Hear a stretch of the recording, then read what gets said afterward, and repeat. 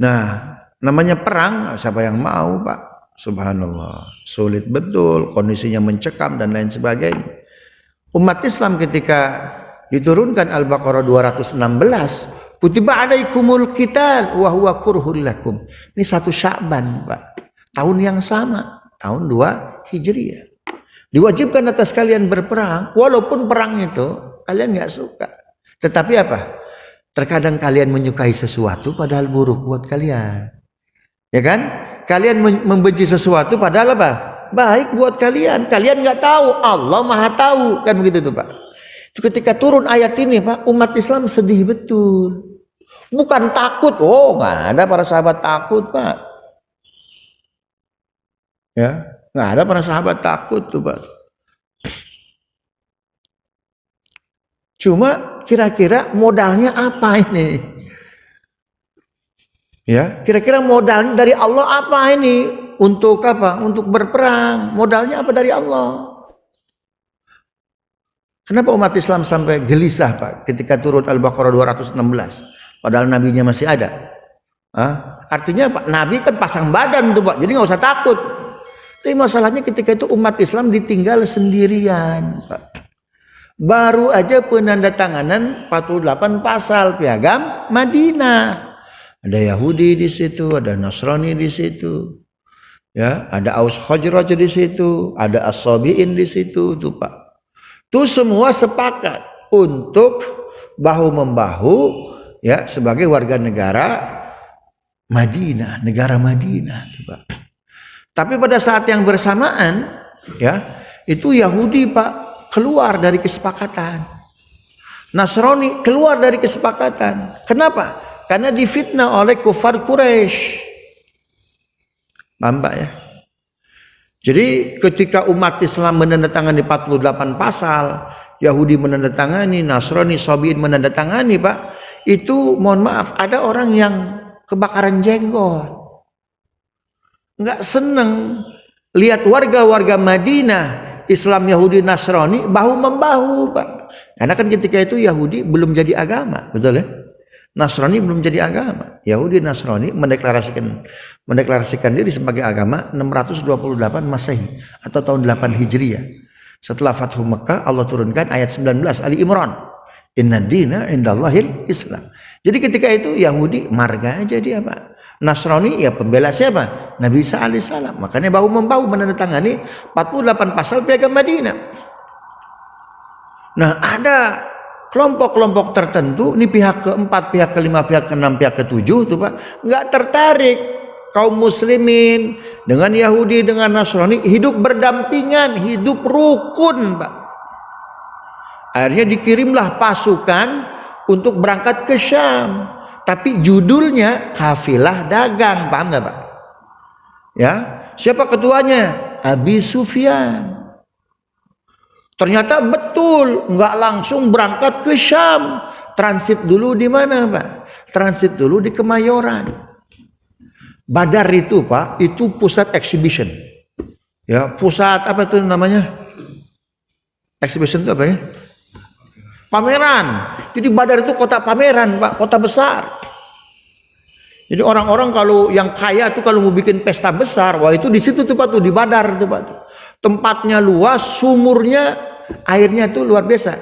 Lalu iklan sekarang tuh ada manis-manisnya. Air sumur Badar itu ada manis-manisnya. Ini kita masalahnya Bapak Ibu, kalau haji, kalau umroh, apalagi di Madinah tuh ya. Karena kita mainannya Nabawi Mall, Masjidil Haram Mall. Padahal ada 187.000 titik-titik penting, Pak, yang ada di mana itu? Di Madinah. Main ke Badar tuh luar biasa, Pak. Bisa menyaksikan apa? Oh, di mana 313 pasukan musuh. Ya, di mana 2 sahabat kecil tuh, Pak, yang sama-sama ingin membunuh siapa? Abu Jahal tuh, Pak. Di mana posisinya tuh, Pak? Semuanya dijelaskan oleh hadis Nabi, Pak. Ya, jelas betul, terang betul. Kita nggak mau sih mainannya mall lagi, mall lagi.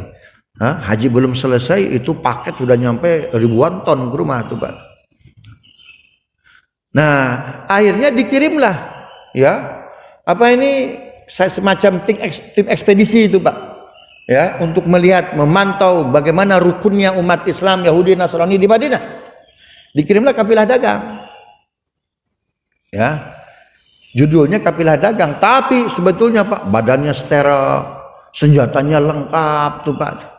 Transit dulu di Badar. Ternyata berhari-hari, malam hari Pak, mereka membuat fitnah, membuat gaduh Pak. Apa yang mereka lakukan? Pertama, membakar sinagog. Jadi Abu Sufyan memerintahkan kepada pasukannya, bakar sinagog, agar Yahudi merasa menuduh bahwasannya pelakunya siapa? Umat Islam. Dibakar sinagog malam hari itu Pak. Besok harinya dibakar gereja itu Pak. Akhirnya Yahudi marah, Nasrani marah. Tadi malam baru aja sinagog kami, sekarang gereja Anda dibakar. Iya, kayaknya Muhammad nih pengkhianat nih. Pelakunya Muhammad, umatnya Muhammad, sahabatnya Muhammad Pak. Subhanallah. Paham Pak ya? Akhirnya mereka bersekutu Pak. Untuk apa? Keluar dari koalisi. Allah ngasih tahu ya kepada Nabi Muhammad SAW, pelakunya tentu bukan kalian. Tapi juga pelakunya bukan orang Yahudi. Pelakunya bukan orang Nasrani. Siapa? Pihak keempat yang tidak tertarik kalian hidup rukun Pak. Yang ini diabadikan oleh Al-Quran Al-Hajj 36. Walaula daf'allahi an-nasa ba'dahum bi ba'din lahuddimat sawami'u wa bi'un wa salawatun wa masajidu yudhkaru fiha ismullahi alaih. Andaikan bukan pertolongan Allah, itu sinagog ludes kebakar. Gereja ludes kebakar. Termasuk masjid pun akan ludes kebakar. Tapi Allah datang membawa pertolongannya. Ngasih tahu tuh, pelakunya siapa tuh Pak? Kufar Quraisy yang datang dari Mekah. Sungguh pun ayat ini sudah turun, Nabi ngasih tahu pelakunya bukan kami. Ya, pelakunya bukan kami. Allah ngasih tahu nih pelakunya adalah kufar Quraisy Mekah.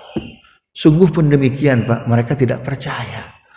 Akhirnya apa? Mereka keluar dari koalisi. Sehingga umat Islam, mohon maaf nih, itu ditinggal sendirian. Nah, makanya ketika ada perintah perang Badar, itu ya, Al-Baqarah 216, kutiba alaikumul qitalu wa huwa kurhul lakum, diwajibkan atas kalian perang, walaupun perang itu kalian enggak suka. Itu galau Pak umat Islam, kita lagi sendirian ini. Warga yang lain keluar koalisi. Yahudi keluar, Nasrani keluar, kami ditinggal sendirian. Subhanallah. Paham Pak ya? Maka esok harinya Pak, 1 Sya'ban, setelah Allah turunkan Al-Baqarah 216, esok harinya 2 Sya'ban, Allah turunkan perintah puasa. Kutiba alaikumus siyam kama kutiba alal ladzina min qablikum la'allakum tattaqun. Itu para sahabat sujud syukur tuh Pak. Ternyata ini modal perang. Paham enggak Pak? Ternyata ini modalnya. Subhanallah. Kita udah disuruh perang, diwajibkan puasa. Kira-kira gimana Pak? Ya, makanya jangan merasa, "Waduh Ustaz, kalau saya hadir pada zaman Nabi Ustaz, saya seperti Abu Bakar, seperti Umar." Belum tentu Pak. Hah? 1 Sya'ban diperintahkan perang, 2 Sya'ban disuruh puasa. Subhanallah. Teori matematikanya Pak, min kali min plus. Disuruh perang seolah-olah min Pak. Disuruh puasa seolah-olah apa? Min. Tapi min kali min apa? Plus, kemenangan hasilnya. Justru dengan keluarnya apa itu faksi-faksi yang lain keluar dari koalisi Pak. Perang Badar Allah menangkan dengan modal puasa. Yang kedua, walaupun sedikit, walaupun sendirian, lebih murni Pak, lebih jernih. Bisa jadi kalau Yahudi kumpul, Nasrani kumpul Pak, kecampur kita. Makanya jangan takut sendirian Pak dalam berjuang. Perang Badar umat Islam sendirian Pak, karena yang ini keluar, yang itu keluar Pak. Yang murni itu Pak, yang bersih itu, nggak ada campuran yang lain, walaupun sedikit, walaupun sendirian kita menang. Paham nggak kemana saya ngomong nih Pak? Paham nggak? Subhanallah. Jadi ayat puasa Pak diturunkan setelah ayat perang. Sujud syukur semua sahabat Pak, senang betul. Ternyata ini modalnya katanya. Subhanallah. Kita nggak disuruh perang, besok disuruh puasa juga udah repot-repot tuh Pak. Ya puasa sebentar lagi katanya. Subhanallah. Paham Bapak Ibu ya? Itu kejadian sebelum Ramadan, 1 Sya'ban perintah perang. Ya. Kejadian sebelum Ramadan juga hadis Nabi Shallallahu Alaihi Wasallam. Ini hadisnya ngeri-ngeri sedap nih Pak nih. Hadis Ruwaibidah. Jadi hadis Ruwaibidah itu Nabi sabdakan tahun kedua Hijriah Sya'ban. Cuma memang kita lagi melakukan sistematika urut-urutan hadis nih nggak ketemu nih. Ya di tanggal berapa Sya'bannya, tapi jelas dia di Sya'ban tahun kedua Hijriah sebelum puasa. Kan puasa disyariatkan tahun berapa?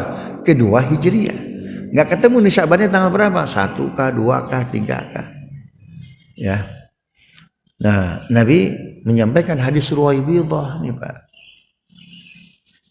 Sayati alaikum umara sufaha, akan datang kepada kalian umara yang sufaha, yang nggak begitu cerdas Pak.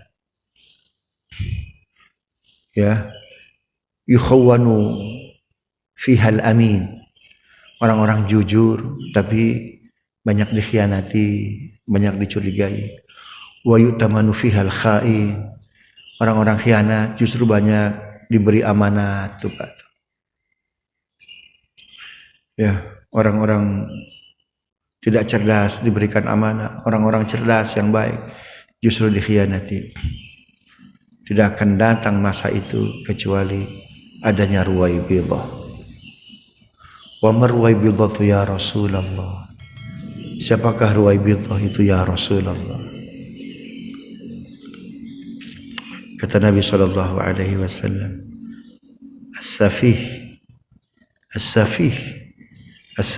alladhi yatara'asu amral 'am. Orang-orang as-safih yang tidak terlalu cerdas tapi banyak mengurusi urusan-urusan publik. Tuh Pak, ketika hadis ini disabdakan oleh Nabi, tuh para sahabat nangis Pak. Para sahabat nangis.